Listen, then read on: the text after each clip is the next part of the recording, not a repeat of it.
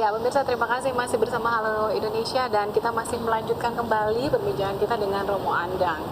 Romo, saat ini ada pertemuan konferensi perubahan iklim di Paris. Nah, menurut Romo, sebagai seorang pastor yang menyuarakan suara lingkungan, suara alam gitu, sebenarnya menurut Romo apa sih positifnya dari konferensi ini? Kita tahu bahwa konferensi ini adalah konferensi antar negara. Indonesia pernah menjadi tuan rumah tahun 2007. Ya, di Bali ya? Ya, di Bali.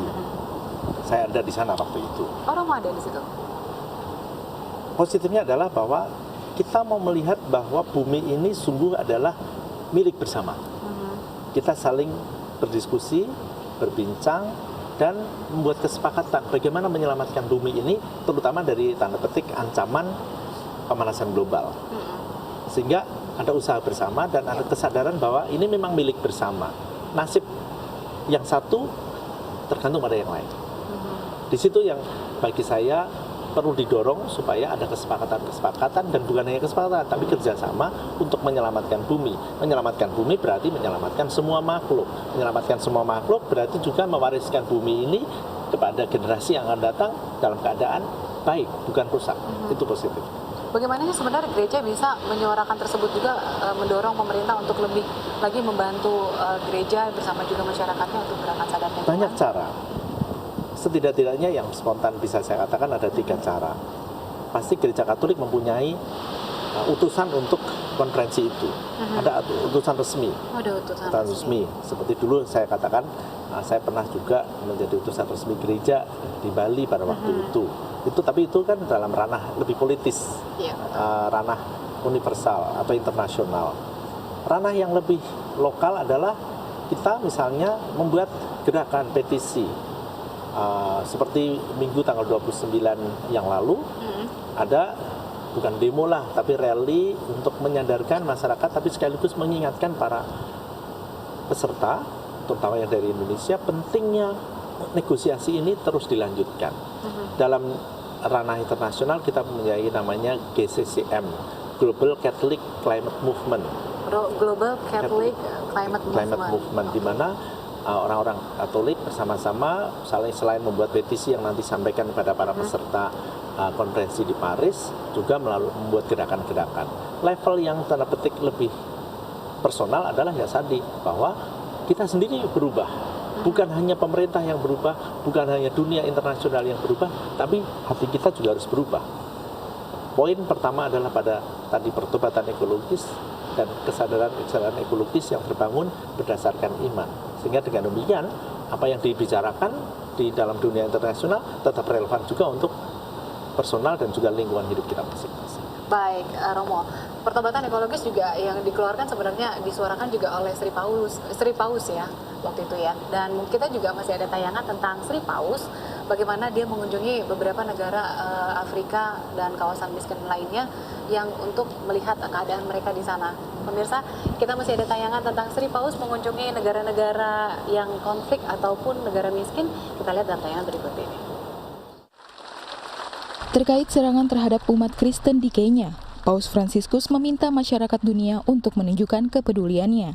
Dalam serangan yang dilakukan kelompok militan Al-Shabaab di sebuah universitas di kota Garissa, sebanyak 150 mahasiswa menjadi korban. Sri Paus juga melakukan tur kunjungan ke 3 negara di Afrika yang tergolong rawan bertujuan untuk menyampaikan misi perdamaian dan rekonsiliasi. Paus akan menyoroti sejumlah isu seperti kemiskinan, lingkungan hidup, dan pentingnya dialog antar umat beragama. Di Kenya, Paus Fransiskus mengunjungi kamp pengungsi di ibu kota Bangui. Negara tersebut selama bertahun-tahun terpecah oleh konflik antar umat beragama. Dalam kesempatan tersebut, Paus sekali lagi menekankan perihal isu perdamaian, di mana konflik sekuler memaksa lebih dari 1 juta warga Republik Afrika Tengah mengungsi.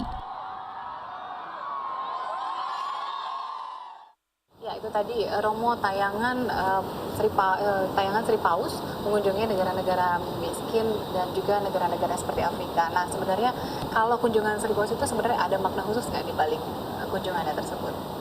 Tentu saja. Maknanya yang paling penting tentu saja adalah bahwa orang-orang miskin adalah orang-orang yang menampakkan wajah Tuhan sebenarnya. Tetapi dalam konteks pembicaraan kita, pesannya juga menjadi lebih jelas bahwa seluruh kerusakan alam ini sebenarnya juga lebih membuat banyak orang miskin menderita. Maka kalau kita memang mau mencintai Tuhan, cintailah sesama. Untuk mencintai sesama manusia, cintailah alam seisinya.